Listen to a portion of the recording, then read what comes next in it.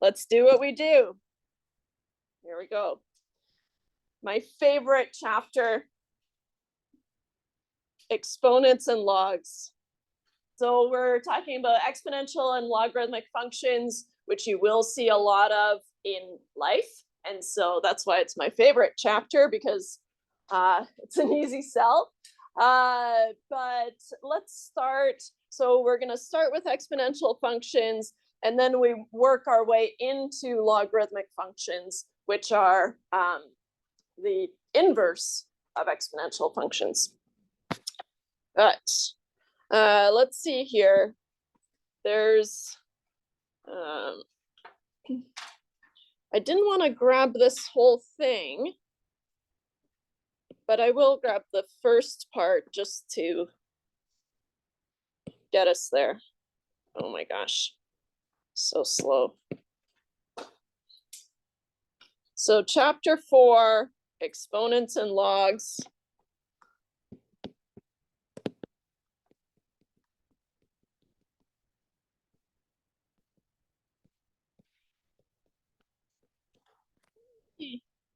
So exciting.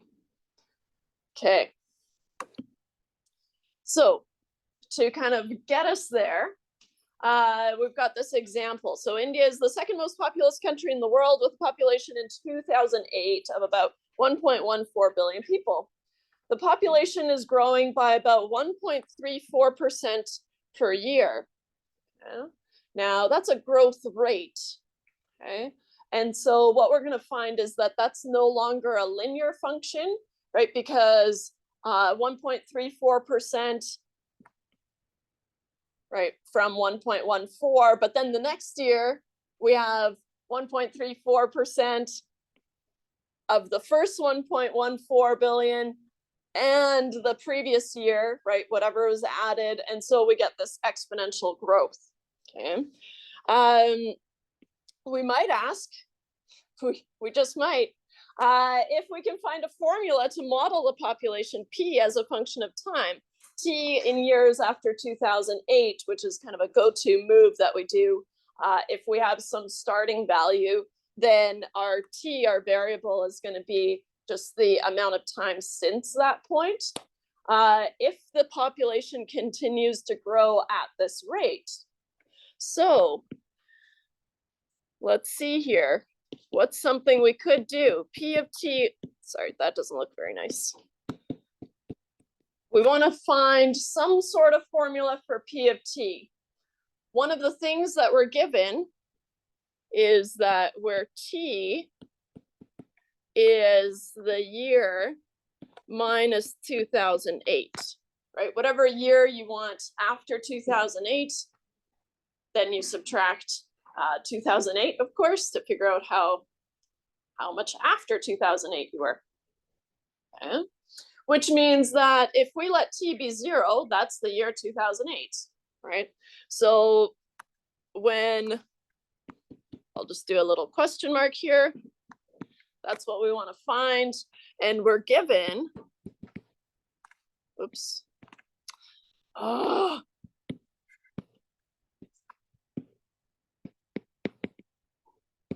Given that the population at time 0 is 1.14. Now I'm not going to do the billion because that's crazy.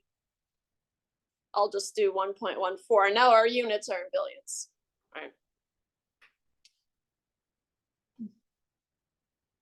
So we're given that the initial population, well, in 2008 is 1.14 billion. And I'm going to just add that in brackets, billion, but just remember the units. The units are now in billions because I'm not going to write it. Okay. Units, who needs them, right? Yeah, I feel like a lot of people would disagree with that, but that's okay. They're there, we're just not writing them. Okay, so if we know that this population is growing at a rate. So this is a rate of 1.34% per year.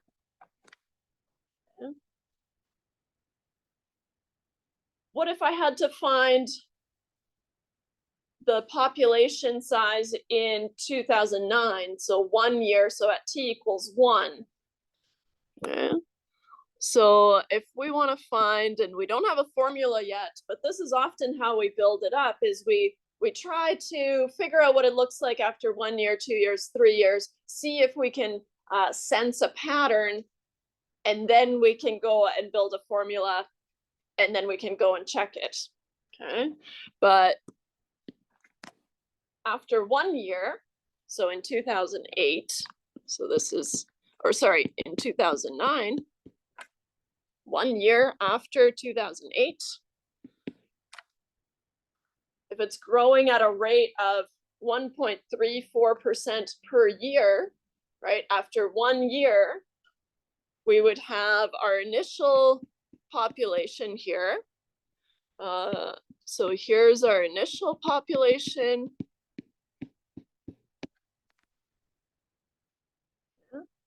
And if you want this to grow by 1.34%, well, that's the same as saying plus 1.14 times 0.0134, right?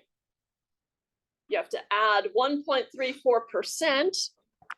So here, this is 1.34% as a decimal, because we can't use percentages in our math. We have to use the decimal.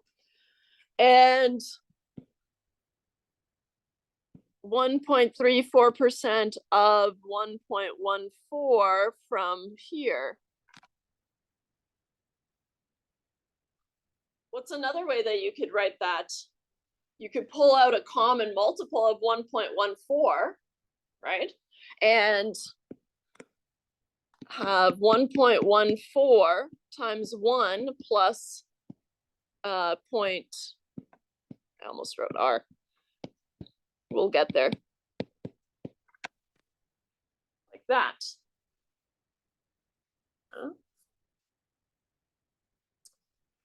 Okay. So now, all right, so that's after 1 year.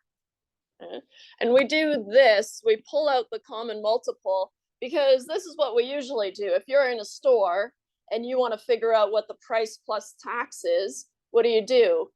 You multiply the listed price by 1.12, and then it gives you the price after tax, right? Because you're increasing it by a rate of 12%, right? And so that's our go-to move that we use a lot of the time, right? And we're increasing it by 1.34%. So that looks good. What about after 2 years? Okay. So now, let's see here. How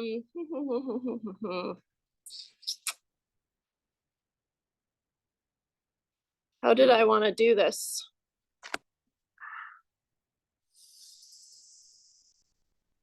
Do you want to build it out, or should we just go there? It's Friday morning, so we could just go there. Let's see.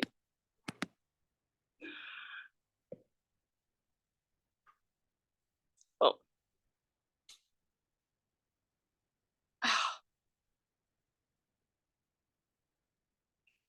So we could compare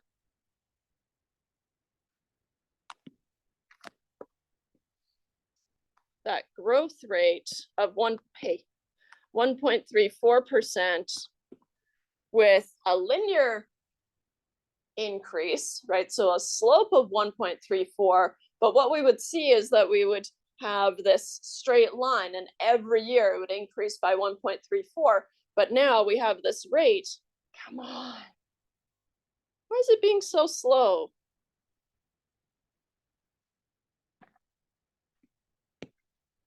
Which is going to be a little bit different.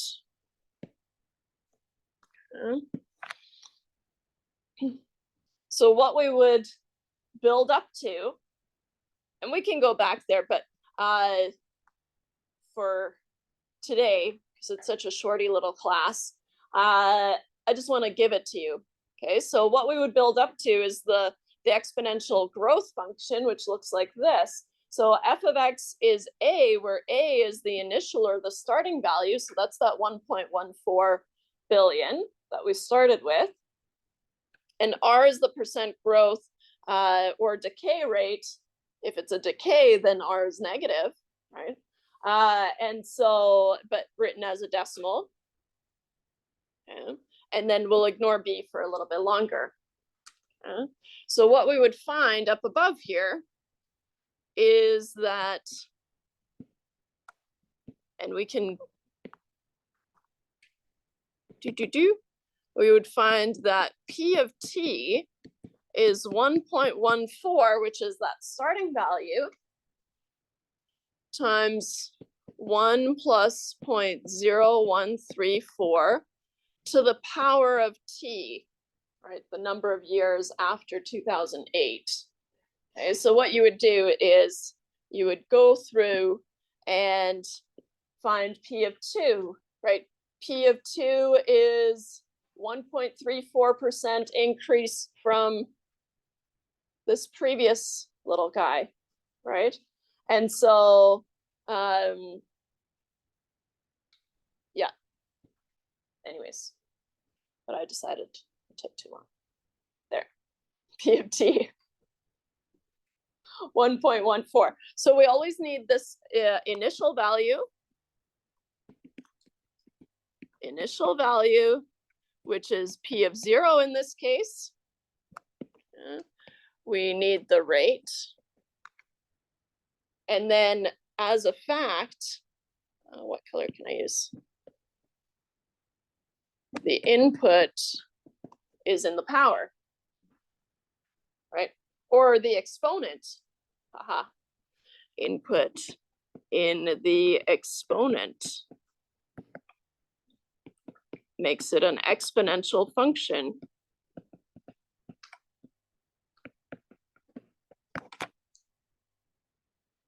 One of the things that we do quite often is we replace the 1 plus r with just the b, so just a placeholder b, but b is 1 plus r, but it simplifies how we write it a little bit, right? So now we have some general function, f of x is a, which is still your initial value, times b to the power of x, right? So b is your base, and x is your variable, right? So now all of a sudden our variable is in the power, right? So if you're visualizing your graph, right, your x-axis, as x is increasing, now all of a sudden that x is in the power, okay?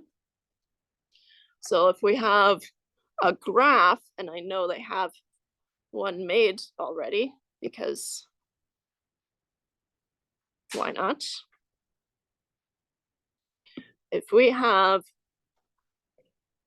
something like this,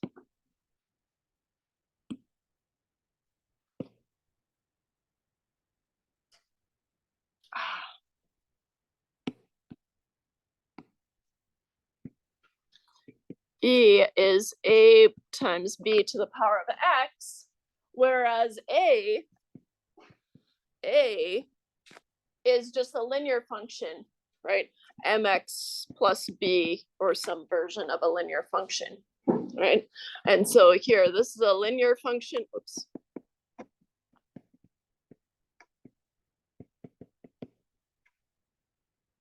Right? Where x is the slope, or sorry, m is the slope, but x is increasing, and it's increasing at a slope of m. Whereas here, we have x, well, it's an exponential function. Can't write at all today. It's an exponential function, and x is in the power. in the power or the exponent. So if x is 0, then anything to the power of 0 is 1, right? And so then you're just going to start at a times 1, right? If x is 2, right, then you've got b squared, whatever b is, and then b to the power of 4, all of a sudden we're jumping up, b to the power of 6, b to the power of 8, b to the power of 10, and all of a sudden those powers are growing exponentially, which we say is a term that, or kind of a phrase that we use quite a bit. Things like bacteria grows exponentially, right? One bacteria splits into multiple bacteria, and then they all go and split, and then they all go and split, and then they all go and split, right? And so you don't just have one bacteria, okay, producing one bacteria for everyone else, and then everyone's just watching. That's weird, right? And so population growth is, which can be applied to a lot of things, right? So in general, population growth, well, human population growth, bacteria growth, things like decay. Decay would go the other way, would go something like this, right? But if you're thinking about kind of the decay of materials, right, then often we have exponential decay. And so it starts off and it decays really quickly, and then it kind of levels out. Okay, and so exponential functions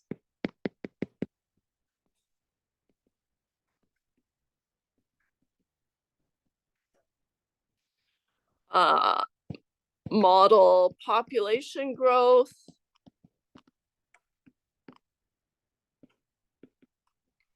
things like bacteria, or decay, things like so if the rate is negative, right, things like material decay.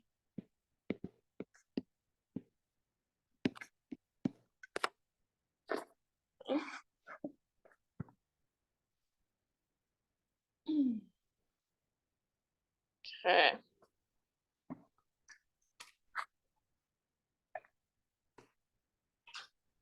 Oh, I don't think I gave it to you, and I don't have it, but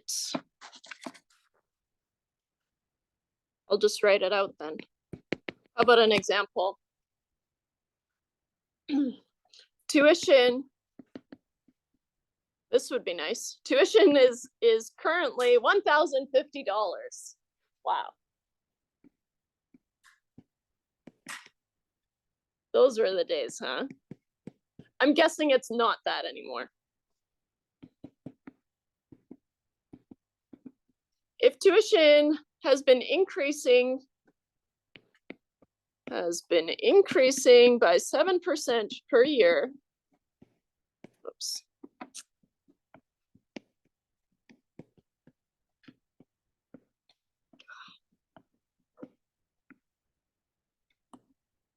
Predict the tuition in 5 years.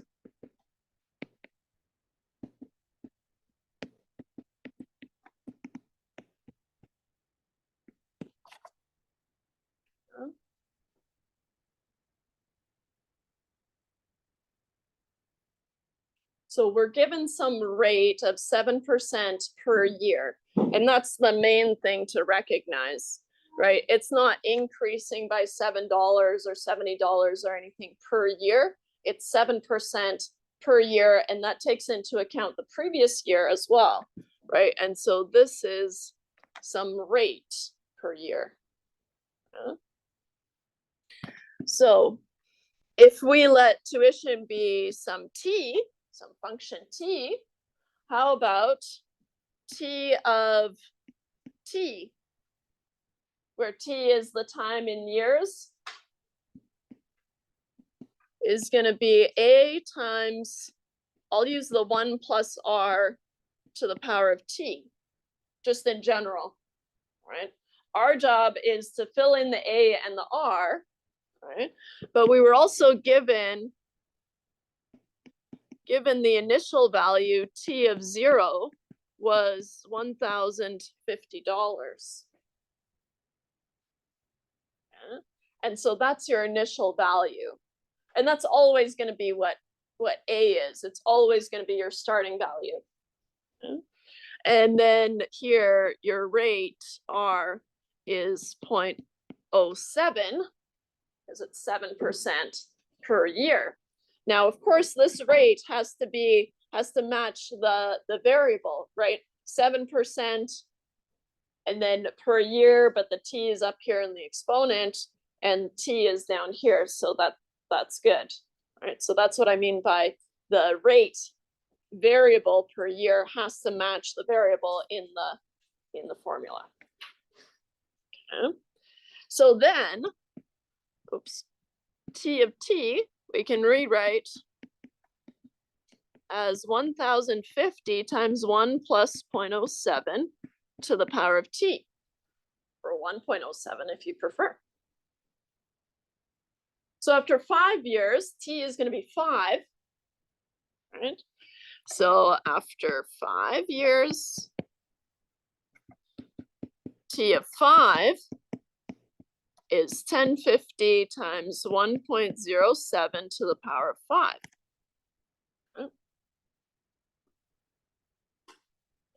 My trusty calculator.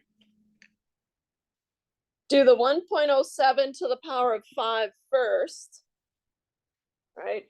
Brackets, exponents, division, multiplication, right? So then you do your multiplication. And so how I'm going to show that is writing out the steps as I do them, right? Until we're comfortable with that bed mass. So 1.07 to the power of 5 is roughly 1.402551731, roughly. But I'm going to keep all my decimal places on my calculator, and now I can multiply by 1050, right? Times 1,050. And I get 1,472.679317. But this is money, so you know that money only goes to 2 decimal places. So I'm going to round to 2 decimal places. 1,472.68. So the tuition after 5 years would be 1,472.68 pennies. Nice. Not that big of an increase. So is there anything like in the word question or in the formula that can change to 1 plus? Or is that just like always 1? It's gonna be 1 plus, but your rate could be negative. Yeah, but I'm just mean like the 1. No, 1 is always 1? just there. Okay. Yeah, because you don't just want 7% of the 1050. You want the initial 1050, which is where the 1 is from, Yeah. plus 7% of the initial 1. Okay. Yeah, I was just thinking if it was like if you got a rate that wasn't per year, it was per something else, it might change it. Or... No, it's always there. Okay. So you're safe. Yeah, nice. It is always there. Although sometimes, right, we write it as A times B to the power of X, but B is 1 plus R still. So usually, sometimes we'll use this shorthand because it looks nicer, but it's, yeah, you bet.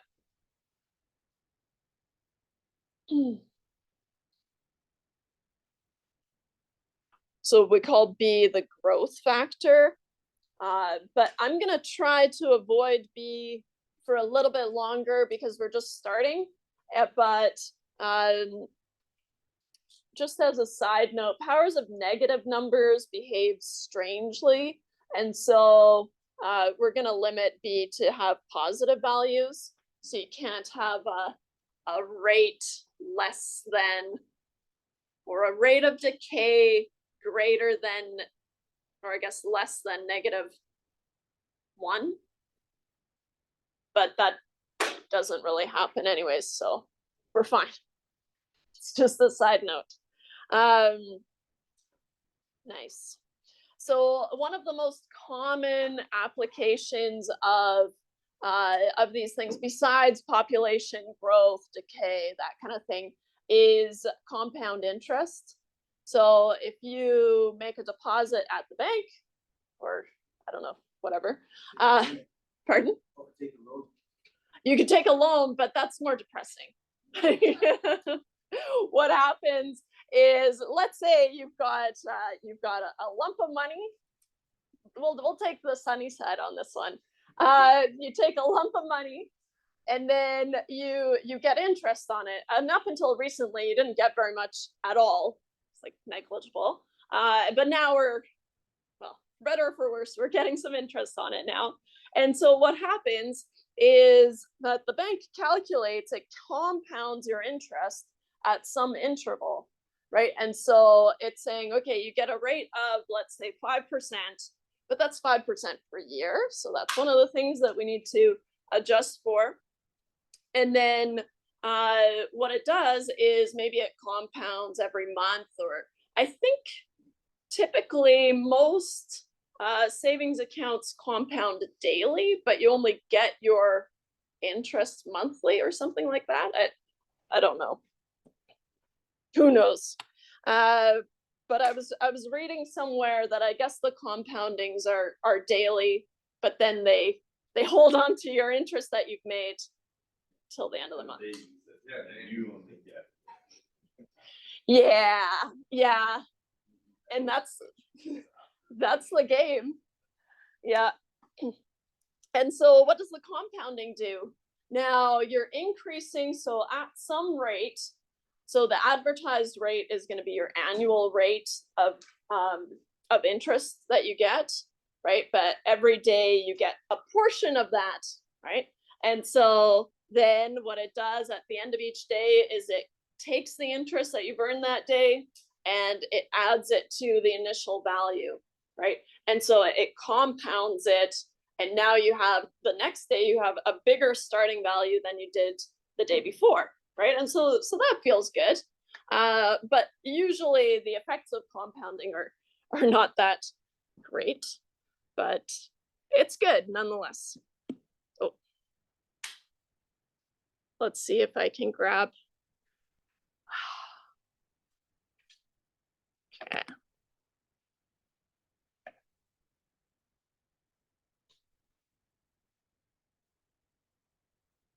Where is it? Where is it? There's a formula I want. There, compound interest. Here.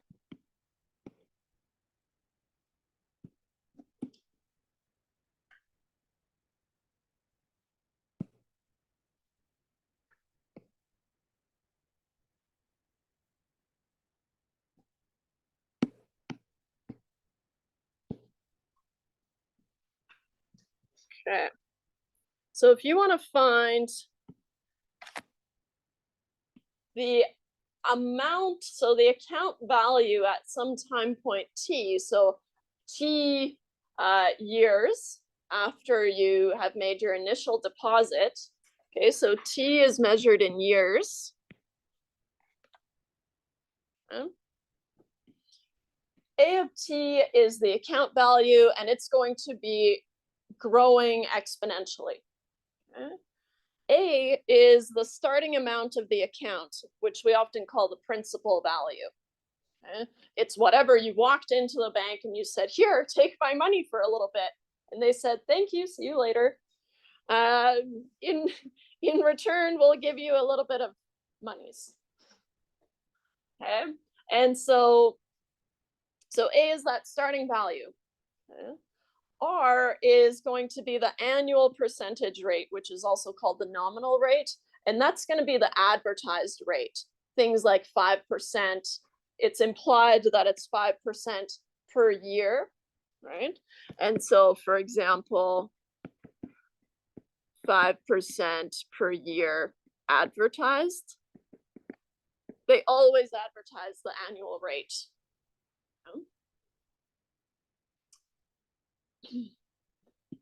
K is going to be the number of compounding periods in 1 year.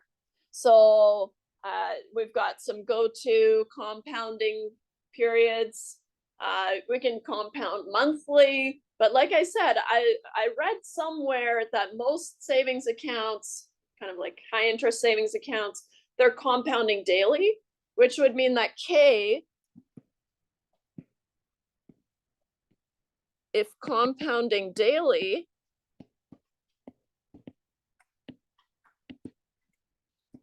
K would be 365.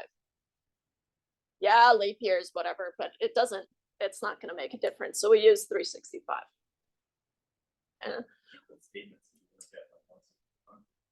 Yeah, so you get it. They're still compounding it, but they don't bother giving you pennies every day. They just give you some lump sum.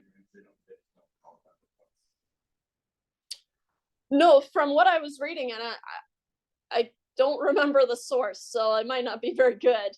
But from what I was reading, I guess I could look at my own account agreement, but I just never bothered. They're compounding behind the scenes every day, but giving you the money at the end of the month or beginning or whatever. Okay, so what does this look like? Okay, so we've got our initial value. That looks familiar, right? Let's compare this to compared to f of x is a times 1 plus r to the power of x. How does this compare? They're the same. I know it doesn't really look like it right now, right? But we've got some initial value here, right? So we've got our a, our starting point, and then 1 plus, and then the rate, the growth per the variable time. So here t, so the rate divided by k, because we're compounding at some k periods per year. Okay, so we divide the rate by whatever k is, because you only get r over k each compounding, right? And so here, this is a slight change. We only get r divided by k each compounding. But if you get that k times, right, times k, then you're back to r, right? And so then, however many compounding, so we do that, right? So here, x is in the exponent, right? The time after 2008, for example, right? And so now the number of times that we do it is k times t, right? K times t compoundings per year.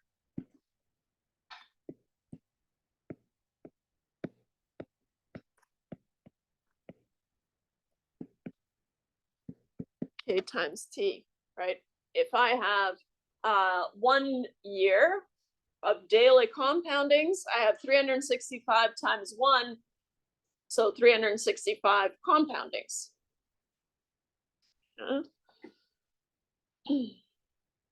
So what changes on this formula if you want to do like a drip dividend? uh-oh. Where you take away? Put back into your initial value. That gets that rate added to it every time you take it. Where you did it in your compound score, like you're not getting that. It gets added to your principal each time, and that gets also compounded in the rate. So. Yep. That would still work. Yeah. You can just change your t to b, because t is in years. So if you want to look at it over 3 years, right, then you can just change your t to 3, and then you would have 12 compoundings, 12 quarterly compoundings. All right. Let's look at that. So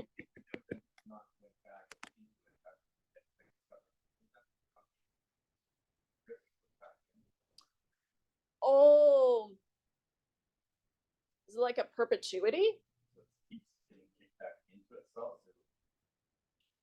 Yeah, this one, are you scraping the interest off the top? So we start with initial amount and then say you get 5%, right? Yeah. Let's say 4%, and then it's quarterly to make it easy. Every month you get 1%. Instead of getting that as cash, it gets put back in bought shares, so your initial number keeps getting bigger. So that's what this is doing. And that rate gets applied. Yeah, yeah, so it gets applied to the new initial value every time. Yeah. Yeah, so it's like a snowball. Whereas the other fun thing that we could look at is perpetuities, where you just have a lump sum and the initial value stays the same, and every month you scrape off the interest. So you're constantly getting the same amount of interest, right? And so that's how millionaires stay millionaires. You just invest and it just sits there and you just scrape off the interest and you can just live off the interest in perpetuity, hence the name. But let's say, for example, you invest $1,000 into an account that earns, let's do 4% per year compounded quarterly. In an account, oops, that earns 4% per year, compounded quarterly. How much is in the account after, let's do 5 years?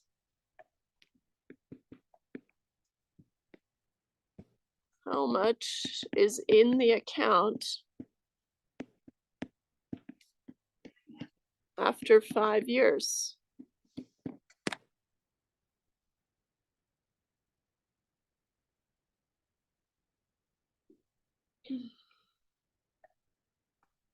So now we've got our, let's just write it out here.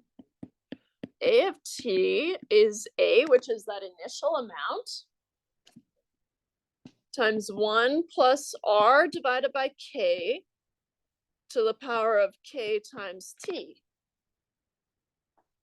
I want to find, well, first off, I need to fill in the blanks. I need to figure out what A is, right? I need my initial value. I need my R and my K's sorted before I can keep going. So we've got A of t is that initial value of 1,000, my starting point, times 1 plus, and it was 0.04, so 4% compounded quarterly. So compounding quarterly means that k is equal to 4 times per year, which is confusingly every 3 months. Right? Think about it. But 4 times per year.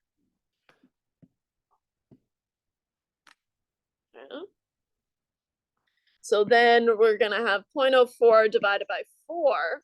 And if we want, after 5 years, then we would be doing that 4 times 5 times. But to indicate for any t, let's just use 4t as our exponent. Right? Then you can do it for any amount of time, where t is always in years. Okay. I'll make a note here. T is always in years. Oops. So now you can simplify 0.04 divided by 4. And in the same go, we can find A of 5. A of 5 is going to be your initial $1,000 times 1. Let's just, am I okay to do a little zip it up? 1.01. Haha, nice try. 0.04 divided by 4, and then plus 1 to the power of 4 times 5. So now I get 4 times 5 is usually 20, 1.01 to the power of 20. So I get 1,000 times 1.22019,004. Multiply that by 1,000. $1,220.19 if I just round immediately because there's a bunch of zeros. Now we can answer questions like, how much did you earn in interest over those 5 years? Well, right. How much interest did you earn? Oops.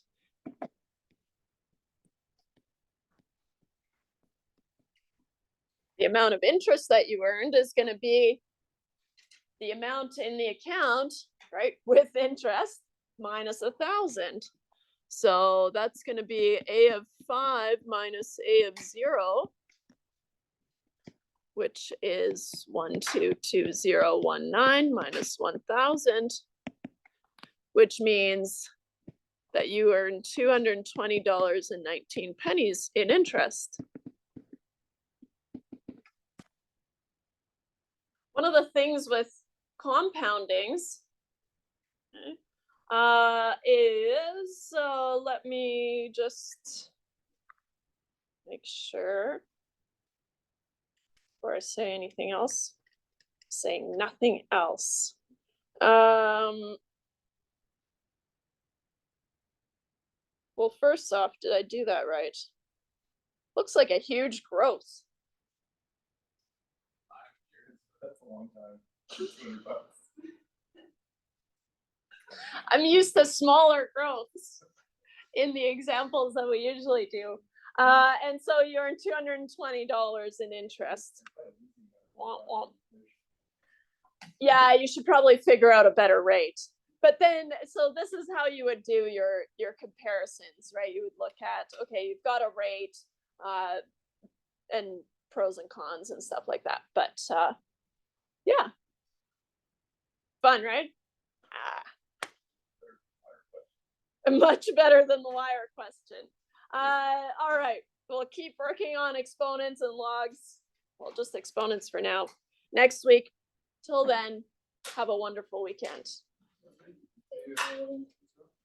Thanks. And I think it's daylight savings on Sunday. Hmm? Yeah, yeah, compound savings.